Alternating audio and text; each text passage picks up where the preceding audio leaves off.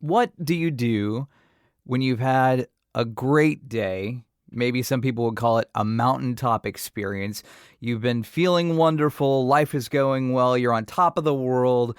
Yay! Good feelings. All the good juju is going on. And then all of a sudden, you're down in a valley. And a lot of times that'll happen right on the backside of a really, really cool, great, wonderful experience. You'll have this really massive low. And what does that do for your marriage? And what do you do during those times? What do you do when the journey is too much for you? Today's word is stupendous. You need some encouragement. We really love listening to you guys. You need some inspiration. Love your podcast. Wonderfully inspiring as I think about my marriage. The Stupendous Marriage Encouragement. You're listening to the Stupendous Marriage Show. Hey there, I am Stu Gray. This is the Stupendous Marriage Show. Lisa has jury duty this week, and she is unexcited about that. So I'm recording the Stupendous Marriage Show all by my lonesome, so bear with me. But I've got some thoughts, and I'd love to share them with you, so thanks for being here. I really, really appreciate that. Last week at church, we had an amazing conference. Our church does this conference every year, and they bring in some amazing speakers, and they have wonderful worship.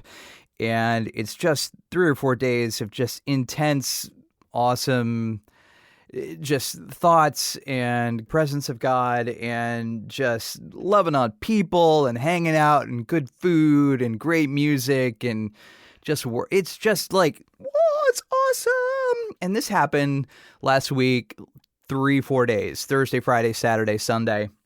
And by Sunday afternoon, we're driving home from downtown. We had gotten lunch, and I just got hit. I felt horrible, and I'm literally driving home. We have a 20-minute drive home from church, and all these thoughts going through my head. It's like, you don't have the money to pay the bills for this month. And what are you going to do about XYZ at work? And what about your son and something he hasn't done at school? And he needs to do that. And he's got to get it done before tomorrow. And how are you going to encourage him to do that? He hasn't done homework in 4 days. You've been at a conference and, you're silly for thinking this. And what about the podcast? You haven't done anything with that. And are you building your business? And are you doing? And so these negative thoughts are piling and piling and piling and piling up in my head. And by the time I got home, I was just, bleh. It was not good at all. And Lisa called me on it. She's like, what is wrong with you? What changed? It's like, I don't know. I've got to go to the store.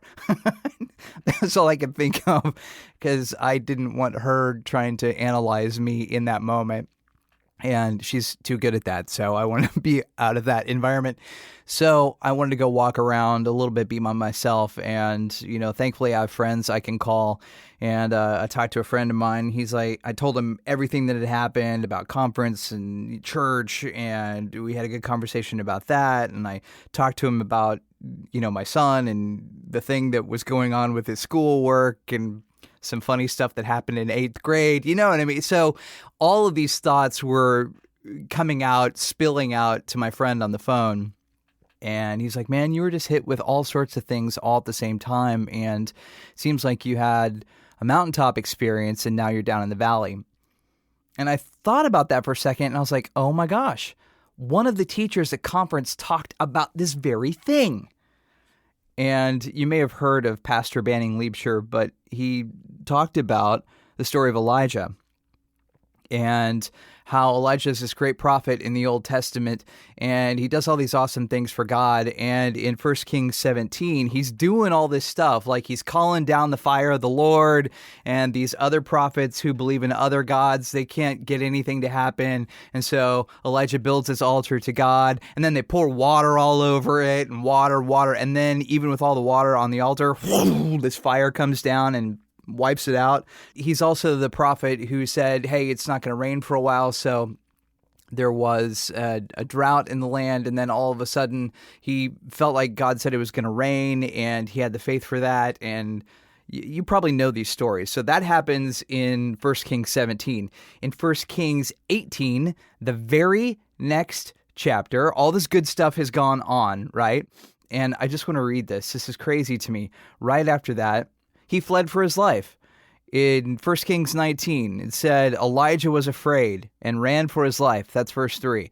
When he came to Beersheba in Judah, he left his servant there. And while he himself went a day's journey into the wilderness, he came to a broom bush, sat down under it, and prayed that he might die. I have had enough, Lord, he said. Take my life. I am no better than my ancestors. Then he lay down under the bush and fell asleep. All at once an angel touched him and said, Get up and eat. He looked around, and there by his head was some bread baked over hot coals and a jar of water. He ate and drank and then lay down again. Verse 7. The angel of the Lord came back a second time and touched him and said, Get up and eat, for the journey is too much for you. A lot of times that happens. You'll have really, really great days. You'll have really great emotions. You'll be really connected to your spouse. You'll be really productive. Wonderful things will happen. And then there is this valley experience that happens on the backside of it. And I think it happens to everybody on some levels. I mean, some of us who have dealt with, depression and emotions, and I don't know, I'm an emotional guy, and I think I go high, really high, and really low. And so I think it hits me in a way that it might not hit you, but I think we all deal with it on some level. And what Pastor Banning talked about and what my friend said to me on Sunday, he's like, have you eaten? Are you going to take a nap? Don't underestimate the power of a snack and a nap. Literally, my friend said that to me. He's like, have you eaten anything? Did you eat lunch? I was like, yeah, I ate lunch. We had good lunch, but I'm hungry again. It was like 4 o'clock in the afternoon that we were talking. And yeah, I'm hungry again. He's like, why don't you go eat? I was like, that's why I'm sitting here in the parking lot of the store. I'm going in, I'm going shopping. I will get some food. I will get a snack. He said, good. He's like, you're going to nap? I'm like, man, that's part of getting older. That's crazy. I'm in my mid-40s now. I'm not a 20-year-old, and I noticed that a lot with our church conference this year around, especially. Man, there are some amazingly talented young 20-somethings that are just killing it, kicking butt and taking names. And guess what? I'm not one of them. I am not 20 years old anymore, and I have to take a nap. I don't want to embrace that for myself. There's this mental image that I am still stuck as a 20-something, just out of college man. And I've got to wrap my brain around the fact that my body doesn't do that anymore. My mind doesn't function like that anymore. I'm a dad. I'm a husband. I'm a provider for my family. And I have responsibilities in my life that I didn't have when I was a 20-something. And that's good. That is a good thing. And changing my perspective on that. But knowing the self-care is also part of that going forward. So when you're having an argument, have you had really good moments with your spouse or your family recently, and then you go down into this slump? What do? Do you take time for yourself? There's a verse here at 1 Kings 19, and I kind of brushed by it. It's verse 3. It said, when he came to Beersheba in Judah, he left his servant there. So he went off by himself.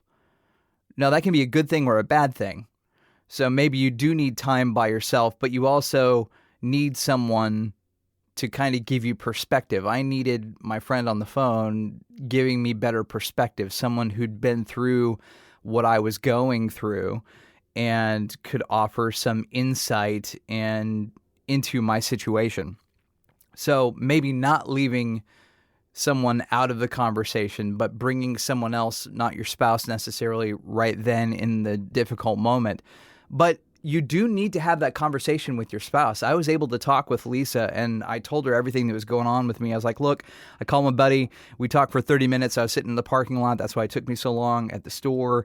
And, he gave me some perspective, and he actually asked me about, did I eat? And have I taken a nap? And then he gave me some insight about school and 8th grade and being a parent and all this sort of stuff. It was very helpful. And so making sure that you take the time to do some self-care, and in that valley moment, not making really big decisions, but maybe talking to someone outside of your spouse. And have you eaten? Have you taken a nap? I know I need to. And it's crazy that I have to think about that sort of stuff now, but I do. So that's my quick little thought for this Stupendous Marriage show. Don't underestimate the power of a snack and a nap. And who are you talking to when you're down in the dumps? Before I go, I want to remind you that we normally take emails, and we love hearing from you, and we answer your marriage emails at onair@stupendousmarriage.com. When you send us an email, you can stay anonymous. We do not pass along names of anybody who emails us. We want to honor you and keep you confidential and anonymous. Anything works as a question for the show. onair@stupendousmarriage.com. Hopefully Lisa will be done with jury duty by next week. Have a good one. We'll talk to you soon. See you. Bye.